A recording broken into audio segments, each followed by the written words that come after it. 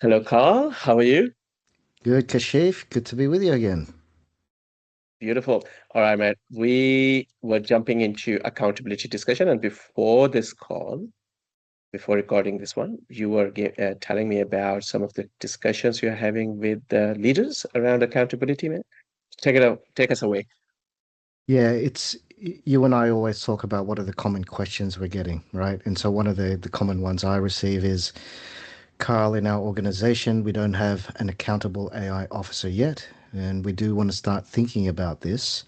What's your advice around it? And it's not an easy answer, really, but what I wanted to share with our audience today is some of the considerations and how you might arrive at an effective decision for your organization around accountability. So, the first thing that you want to think about is accountability for the decisions and the outputs of the system, right? So, this is someone in your organization is using an AI model, and you've got to think about ensuring that they are accountable and empowered for the decisions and the outputs of that model. And this is incumbent on the organization to provide the right training and knowledge so that they have that capability, right? So it obviously varies on the workflow. If it's, you're using an AI model to draft emails, and we're all accountable for the email. But if it's for making decisions about a product or a service that you're offering, then you've got to ensure that you've got the right person who is aware that they're Yeah. accountable ultimately, right, for the decision. The other one that you want to think about is the accountability for the operation of the model itself, right? So you've got tech teams potentially, or you have a vendor who's providing the AI model for you. And there's some accountability here for ensuring that that remains effective. We now know that AI models can creep. They can continue to learn. They will evolve. So making sure that there's some monitoring around that. And then the last one, Kashif, is ultimately across the organization. Accountability is with the board, of course, ultimately, but as in all organizations and as with all accountabilities, that gets delegated to your executive.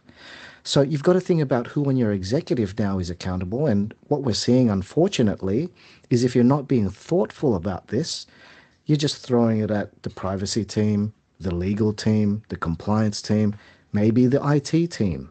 This varies as well. And I'm not so sure that this is appropriate either.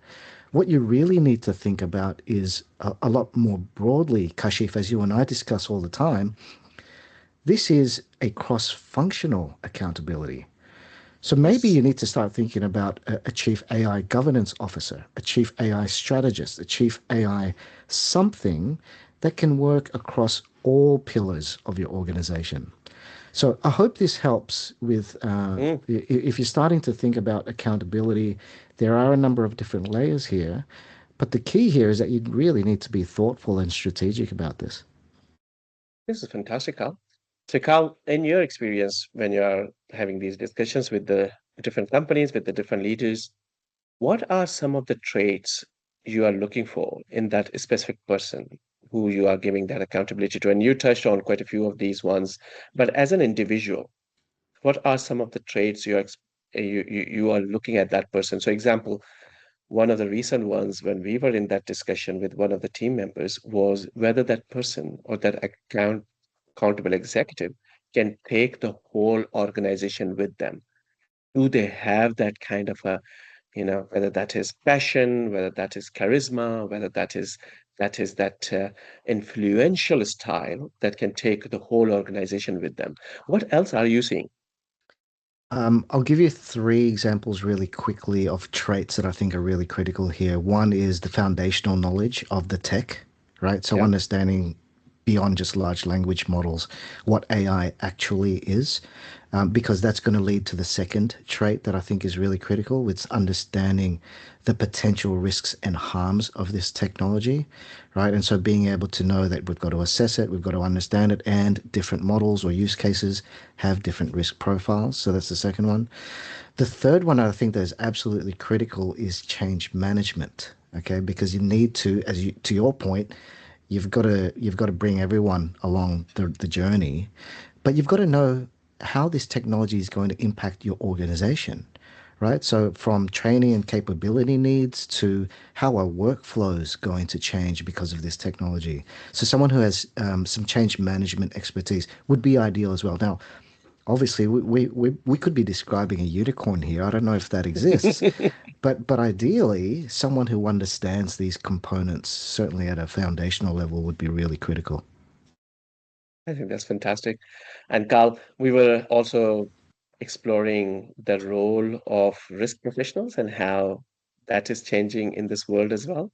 And we promised that we'll do a separate discussion on that one, and we'll keep this one a bit short as well. But as you know, the role of risk professionals is changing.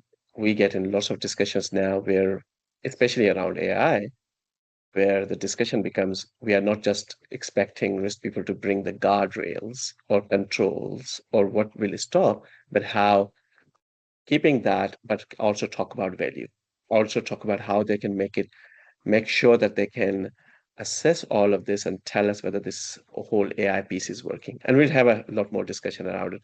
Any last thoughts on this topic, Carl, before we close it down? No, looking forward to that next conversation around the risk management role. So thanks, Kashif. Thanks, Carl. Thank you very much. See ya. Bye.